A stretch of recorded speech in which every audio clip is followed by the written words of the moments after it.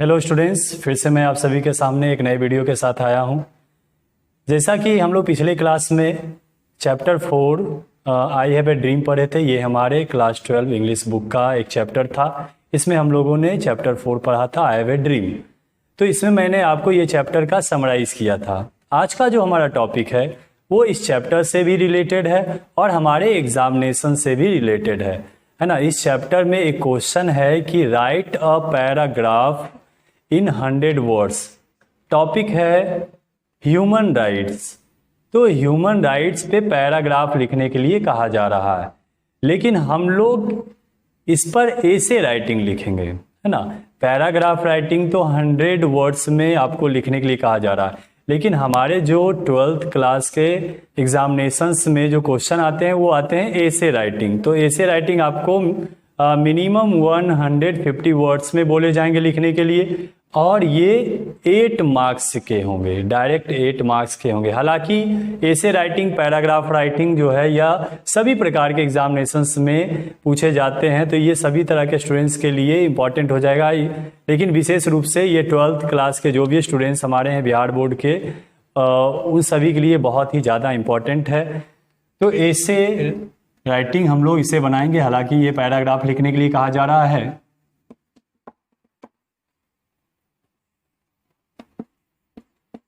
Human rights, इसका हिंदी होता है मानवाधिकार। हिंदी में आप सुने होंगे, या फिर मानव अधिकार भी हम लोग बोल सकते हैं। तो यही हमारा टॉपिक है, इस पे हम लोग ऐसे लिखेंगे। अगर पैराग्राफ अगर आपको लिखना है तो पैराग्राफ में आपको क्या करना है कि जो मैं भी आपको ऐसे राइटिंग लिखाऊंगा उसमें आपको स्टार्टिंग और लास्ट को लिख लेना है। बीच के आप कुछ लाइंस को हटा सकते हैं। अगर आप उसे हटा देते हैं, बीच का कुछ लाइंस हटा देते हैं, कुछ पैराग्राफ हटा देते हैं, तो वो आपका पैराग्राफ राइटिंग बन जाएगा। क्योंकि पैराग्राफ राइटिंग में इंट्रोडक्शन भी जरूरी होता है और कंक्लूजन भी जरूरी होता है। लेकिन ऐसे राइटिंग में इंट्रोडक्शन, कंक्लूजन तो होते ही हैं, लेकिन बीच में हम लोग अपने थॉट्स, अपने ओपिनियंस को और ज़्यादा लिख सकते हैं और एक्स्ट्रा पैराग्राफ्स डालकर हम लोग लिख सकते हैं। ऐसे में कई पैराग्राफ्स मिक्स होते हैं, है ना। तो आइए हम लोग ऐसे राइटिंग लिखते हैं ह्यूमन राइट्स पर।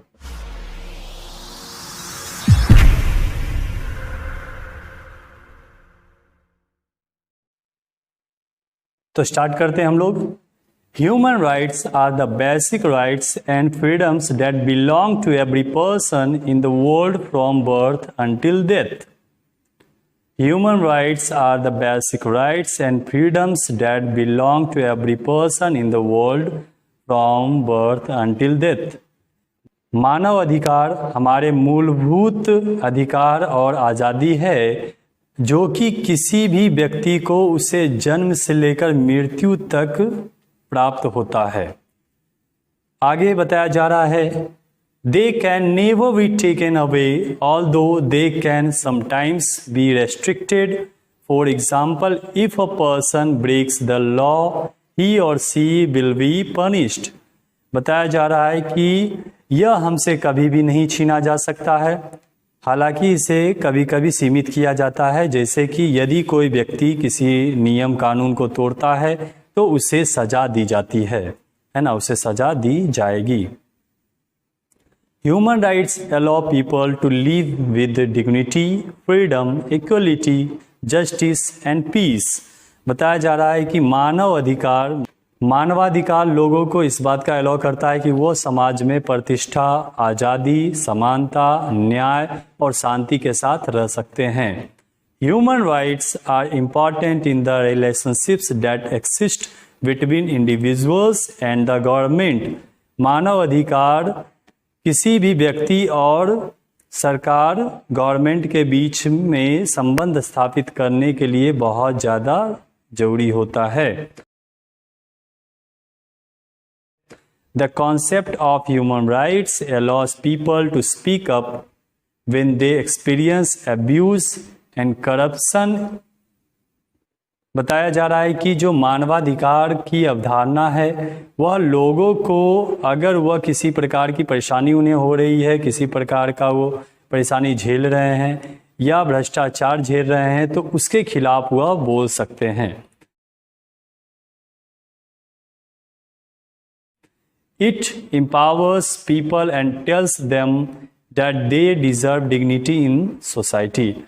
यह लोगों को शक्ति प्रदान करता है कि वह समाज में प्रतिष्ठा के साथ रह सकते हैं जो उन्हें समाज में मिलना चाहिए। These rights give us the security of social protection and adequate standard of living and the highest attainable of standards of physical and mental well-being।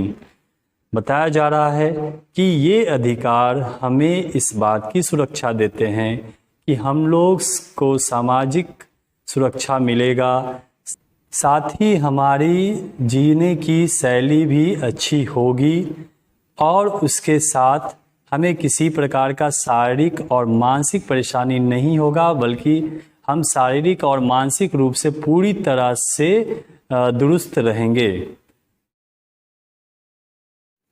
Human rights include the right to life and liberty, freedom from slavery and torture, freedom of opinion and expression, the right to work and education and many more।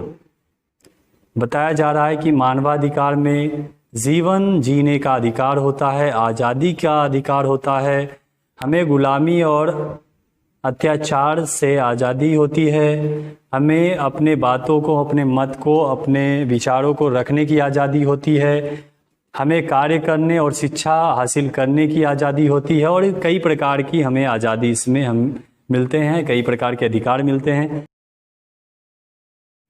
Everyone is entitled to these rights without any discrimination। सभी लोग जो है इन अधिकारों के हकदार होते हैं बिना किसी भेदभाव के। एक बार फिर मैं आप लोगों के लिए एक साथ इसे कंबाइन करके मैं पढ़ देता हूं, आप ध्यान दीजिएगा। Human rights are the basic rights and freedoms that belong to every person in the world from birth until death.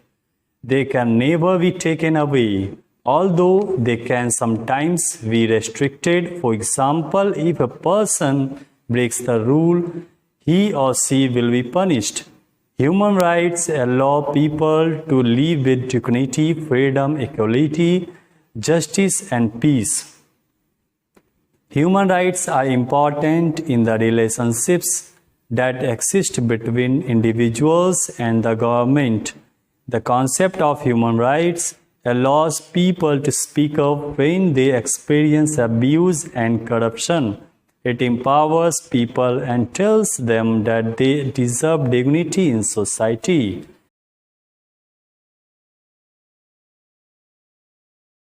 These rights give us the security of social protection and adequate standard of living and the highest attainable of standards of physical and mental well-being.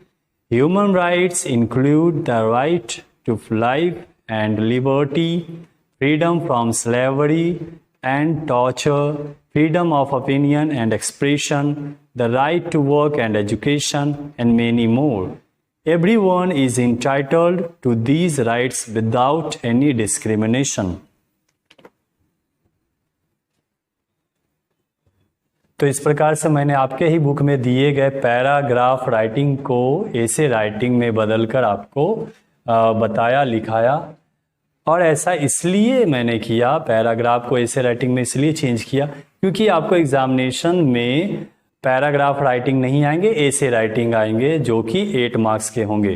Paragraph writing पहले आते थे, वो 50 marks के book में आते थे, जो 50 marks का आपका एग्ज़ाम होता था। तो अब तो इस साल से आपका 50 मार्क्स का एग्ज़ाम नहीं होगा, 100 मार्क्स का इंग्लिश होगा, 100 मार्क्स का हिंदी होगा। तो 100 मार्क्स वाले में ऐसे राइटिंग आता है, वो भी 8 मार्क्स का। तो इस तरह से जो भी आपके एग्जामिनेशन के लिए इंपॉर्टेंट होंगे मैं वो आपको चैप्टर्स पढ़ाता रहूँगा। तो इसी प्रकार से आप मेरे वीडियो को देखते रहिए, नोट करते रहिए और फिर मिलते हैं अगले वीडियो में एक नए टॉपिक के साथ।